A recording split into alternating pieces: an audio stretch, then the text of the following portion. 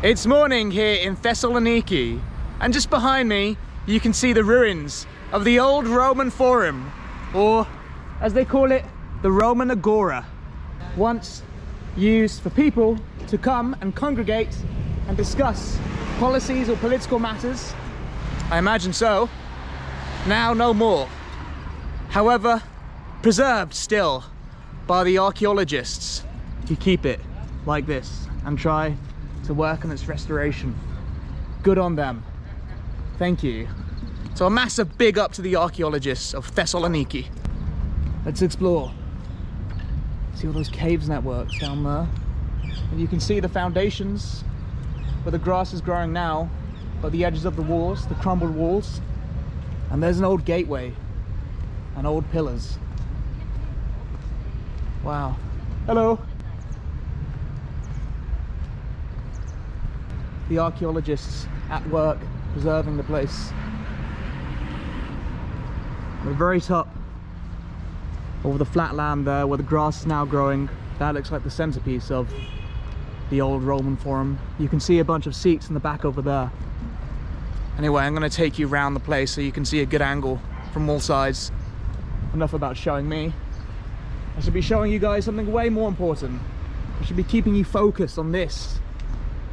Ancient Agora of Thessaloniki. And Zina here, he's been a prick. But you can see the layout there. I know what number 5 was. I know number 5 is a brothel. Let's go see if it's still active. Wow, check it out. It's a circular-like room over here. I wonder what this used to be. I've since learned that this is a sweating room, similar in operation to a modern-day sauna.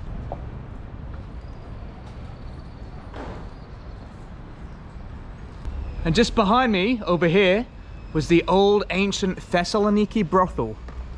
You can see nature slowly overtaking it. The way you can tell is the circular sort of motion over there. That's how you know. The ground floor, first floor, would have hosted some baths, and the second floor would have been the pleasure rooms. Now, another cool tidbit about this place, they had uncovered some old clay sex toys. That's right, sex toys existed back in the BC centuries. Although, sadly, not putting it on display this time around. Regardless of the clay sex toys, you can at least still see the old clay walls. Check out the work of this masonry. Wow. They really had it in the ancient times. You know what? This site was uncovered only in 1998, although it had existed since the 2nd century BC. To think all of this has been lost to time for so long, only very recently uncovered. Thanks to amazing historians and archaeologists. Big up, guys. We appreciate your work and everything you do.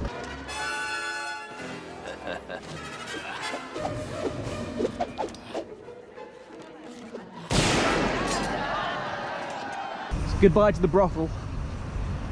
So now we're going back to the wide open forum. There's the archaeologist down there working hard. Oh, wow. I've never seen a cat climb like a koala before. Hello. Priceless. It would have been my dream to be an archaeologist. Sadly, I think my time has passed. And the next thing I can do best is struggle for money and go on YouTube. I mean, I'm fully broke at this point. I'll take anything. Spare change, coupons, Groupons, whatever. These guys, now they live it. This is everything I want to do. Just preserve old history. And of course, the glimpse of the forum from this angle. And the 3 pillars standing and restored right next to each other. I wonder what this used to be. I'm guessing the very rim of the forum and the entrance to whatever that building was over there, and the brothel, which is behind it.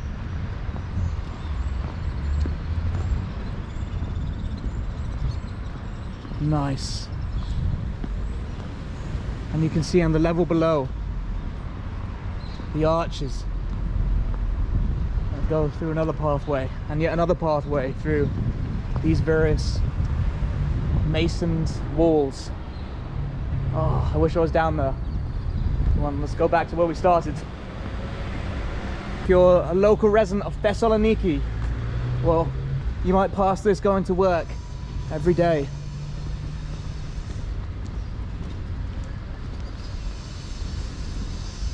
Look at them restoring it.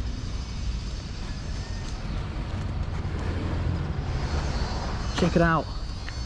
There's some circular stone-like structure just in the middle over there. I wonder if that's part of the archaeological organization or if it meant something. Yeah, the old Roman Agora.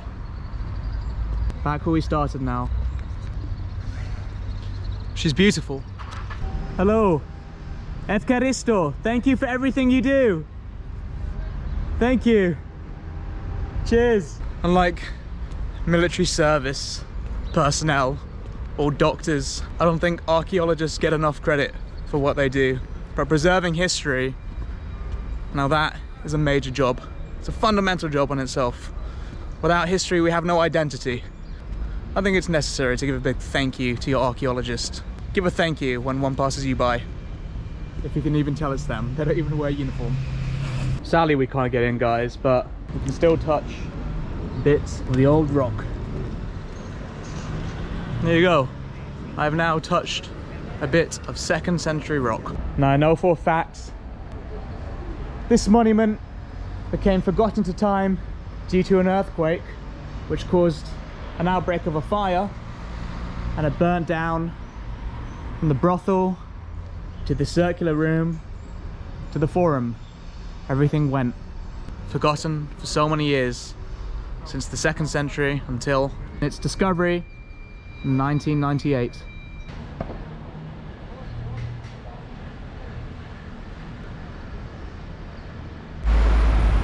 In nomine Patri.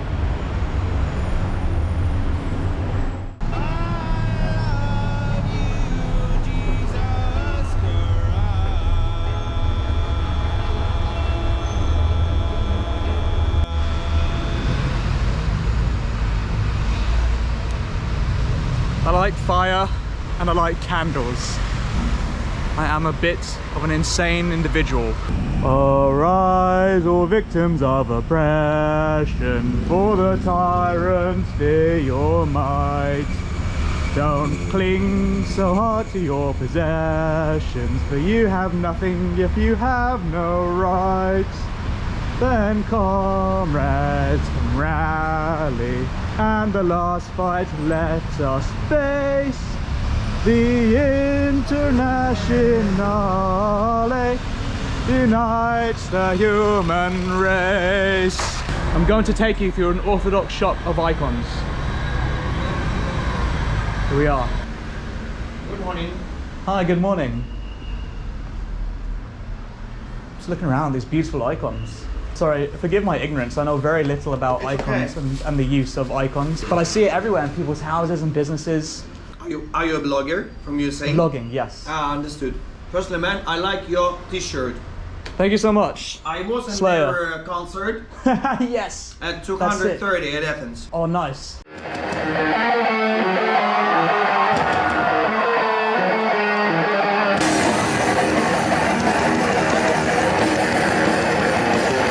First of all, the icons are the very old Byzantine tradition of Greek people, which goes from the medieval times, from Byzantium. Right. Investigations partly proved, I think, mostly the fact that the icons are going from the portraits of Fayum at Egypt. So firstly, it was the pagan tradition of Egypt religion of the later times of rule of Ptolemy dynasty, which had Greek origin at Hellenistic period. Due to this tradition, the faces of the dead were painted, and they were put at their tombs, inside the sarcophagus, inside the... Yeah, that's right. You know.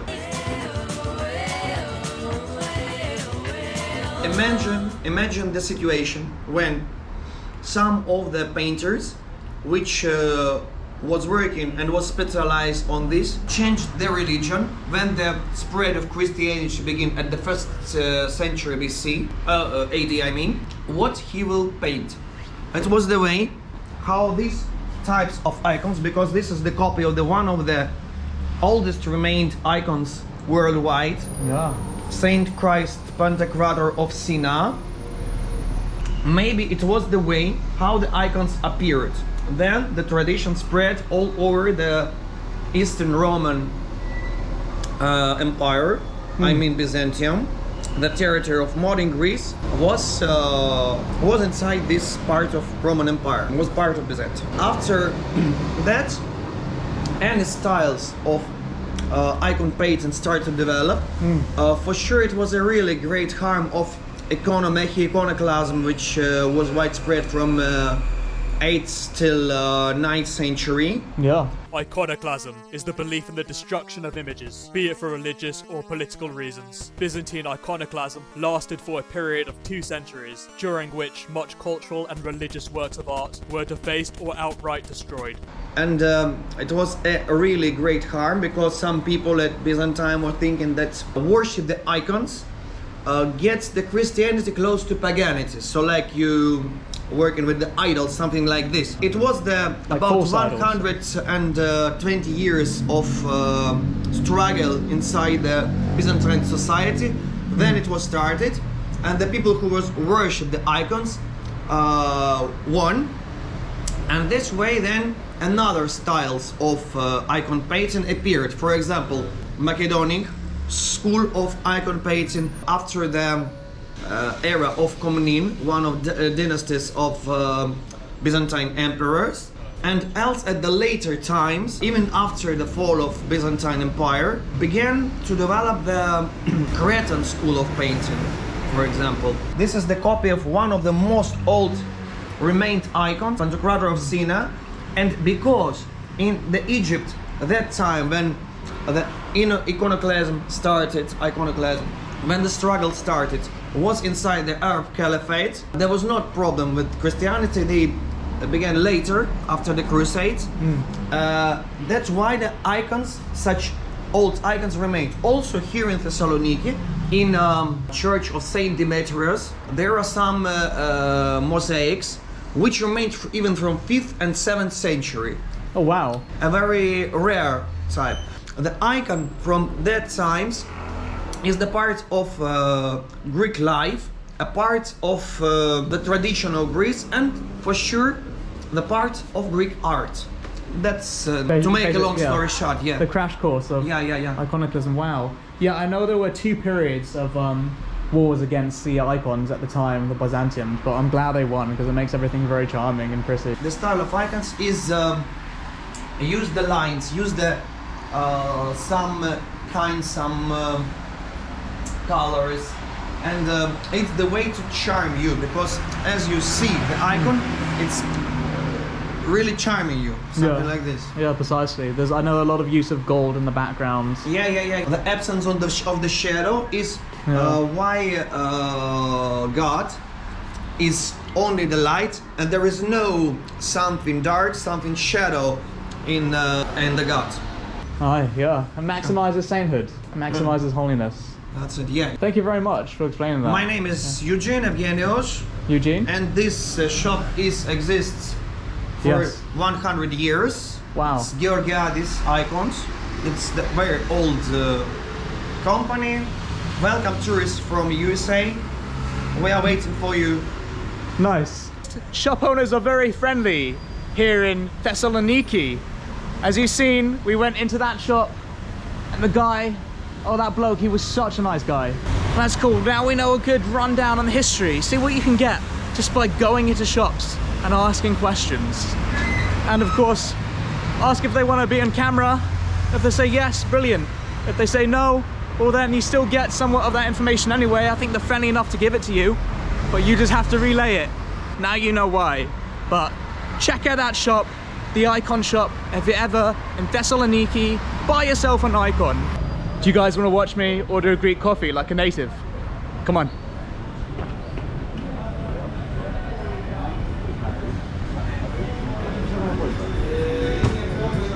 Hello. Fatty fella on cafe paracalo. For a Greek black coffee. Mission failed. We'll get them next time. Observe the process of a Greek coffee. Doing it for YouTube. Just vlogging, yeah. Efkaristo. Oh, hello. I didn't see you there. Don't mind me. I am just having a nice Greek coffee right outside the Arch of Galerius. Right, it's time that I stop teasing you about this arch behind me and I'll go in for a closer look and investigate it so that you can see what it's all about. But this right here is the Arch of Galerius. Still standing here today in Thessaloniki. You can see the masonry work on the sides of the arch. This is all made of marble. Let's go through the arch. And here's what it looks like in the interior. Wow. Look at that marble sculpturing. They tell a story there. And you know what that story is all about? This arch was made by the Roman Emperor Galerius himself to commemorate his victory against the Persian Empire. And when I say Persian Empire, get your mind off of Xerxes' Persian Empire, the old Persian Empire. If you remember the talk we had with the 300 Spartans and friends, well, the Sassanid Empire was what we call the Neo-Persian Empire. The Sassanids, I think I'm saying that right, the Sassanids, the Sassanid Empire, otherwise known as. Let's go through the smaller arch of Galerius. Yeah, this commemorates his victory. And over there you can see the Rotunda, another great monument commissioned by Emperor Galerius at the time. Again, in reminiscence of his victory against the Sassanid Empire. Now, fun fact of the Sassanid Empire, it would be the last pagan Persian empire before their conversion to Islam.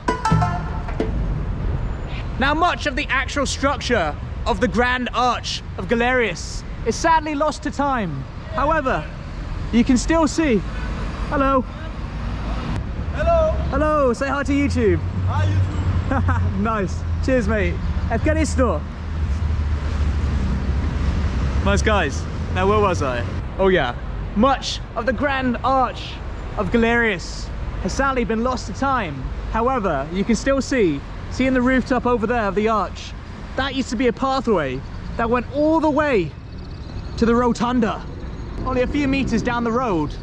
Now, most of the structure has been converted to cafes and a little side street. That's enough of the arch for now. Let's go check out the Rotunda. Now, as we know, the Rotunda behind me was built under the orders of Emperor Galerius himself. However, after his death in 311, the Rotunda was left standing empty for a few years until it was ordered by Emperor Theodosius of the Byzantium Empire to turn this great place into a Christian church, or an Orthodox church. I'm going to take you through all the angles of the Rotunda. Let's check it out. Wow, you can see some of the excavation sites down there. If you're wondering what that tall towering structure is behind me, that is a minaret. And a minaret are used in what you see of mosques of Islam. When the Ottomans took over and occupied the Greek lands from the Byzantium Empire, they converted the Rotunda from a Christian church into a mosque. Hence why you can see the minaret still there. After the Greek War of Independence, they recaptured the city of Thessaloniki and converted the Rotunda back into a Christian church.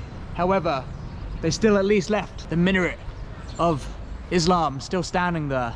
Apparently it had been damaged due to an earthquake, but thankfully been preserved and reconstructed so that we can still see it to this day.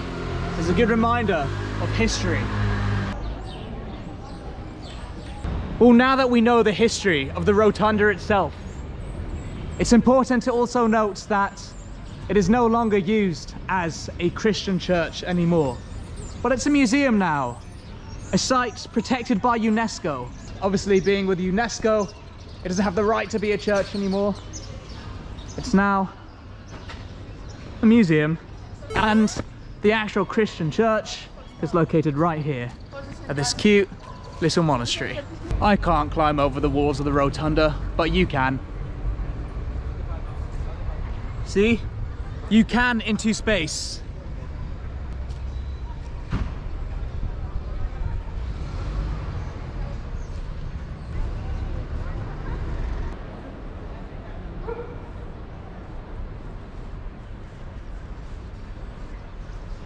Well, that looks exciting. What did you guys see?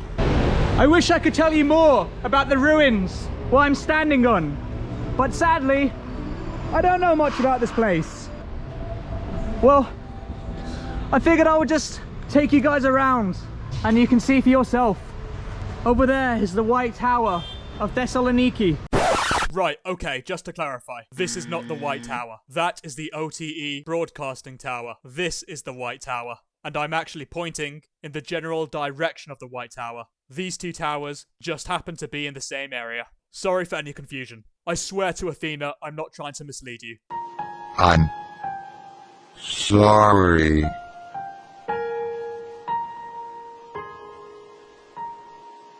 And you are so gay. I imagine this is probably part of the complex of the arch and the rotunda, the Arch of Galerius and the Rotunda of Galerius. And now, barely much of it left. However, we should be thankful we still have some masonry work and stone around. Even enough for me to climb on.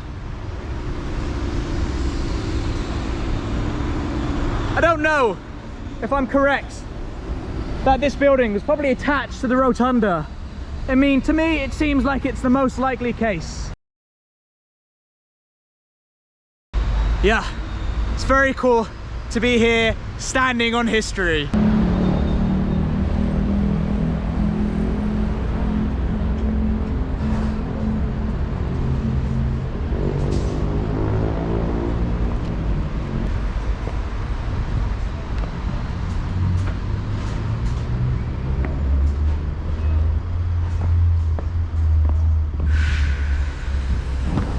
Athens would charge me like 40 euros to get into ruins. In Thessaloniki, I can walk right up to ruins for free. And free is the best price.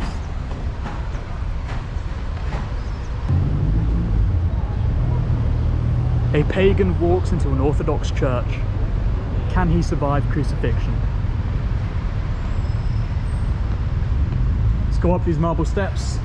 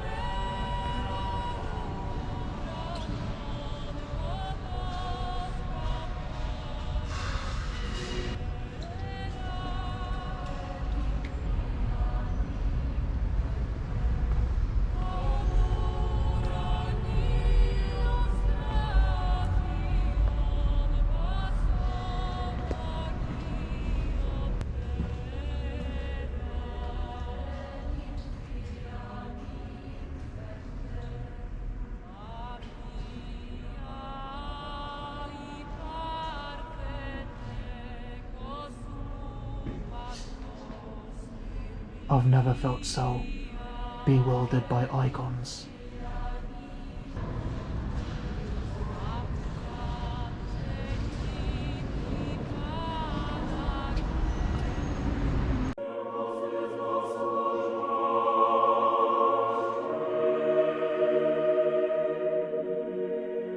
We are now leaving through the arch of the Roman Emperor Galerius and his marble depictions of his apparent battle against the Sassanids or the Neo-Persian Empire.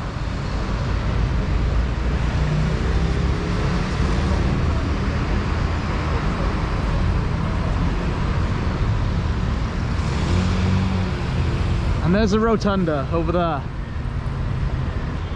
Goodbye, Arch of Galerius. I'm gonna go grab some lunch and then I'm gonna take you guys somewhere else. And here we have the Byzantium church of Agios Panteleimonas. Panteleimonas. I'm not sure if I'm saying that right. Here is the structure of the old Byzantium church. I'm in the old Byzantium courtyard.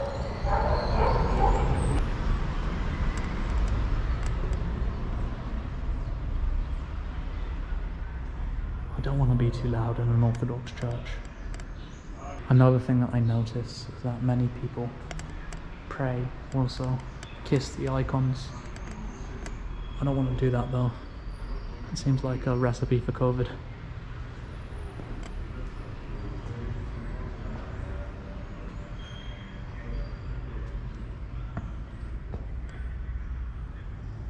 Well, the old Byzantium Orthodox Church. Here you have it. Here we have the remains of an old fountain from the Roman Empire, which transitioned to the Byzantium period and became a part of the Eastern Roman Empire. And here is another old medieval era Byzantium building. Notice the arched dome up on the roof.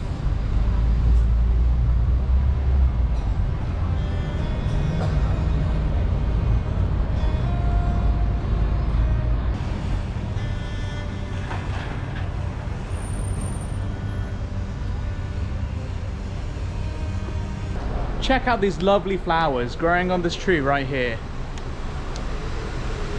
Isn't that sweet? Now maybe if I had bought this with me up Olympus and offered it to Aphrodite, then maybe, just maybe, I could have courted her. Smells good. Now the thing about Thessaloniki is that there's always a monument and history around every corner you turn. As you can see now, I'm approaching another Orthodox church, the Church to the Virgin Mary. If I stopped by every single church and gone inside and seen all of the Orthodox icons, that would consist of the whole day. And the whole video would just compromise of icons and churches. So I'm not going to do that, but we can still see the good exterior of the old Byzantium sort of architects. And cats, of course. Hello. Hi. Aw, you an Orthodox cat? Yep. You're an Orthodox cat? Aw. Cute. Oh, poor baby. Look at your ear here. Just yonder there, all the bells that dung in the morning and the afternoon, calling people to come into the church. A nice piece of Byzantium glory with a nice chandelier to welcome you. Here you have it. The Church of the Virgin Mary. I've never really been one to really take pictures or footage of my food, but I feel as if I'm obligated while I'm adventuring and traveling. I don't know. I figured it's something that you guys might want to see. Caught in the undertow, just caught in the undertow, and every step that I take is another mistake. Y'all remember that? Emo music. Speaking of emo music, I could have gone to see My Chemical Romance play live in Toronto, but instead I spent the money to come here, to Greece, and for my other upcoming adventures. As much as I do enjoy My Chemical Romance, I actually don't have any regrets using that money to come and adventure in another country.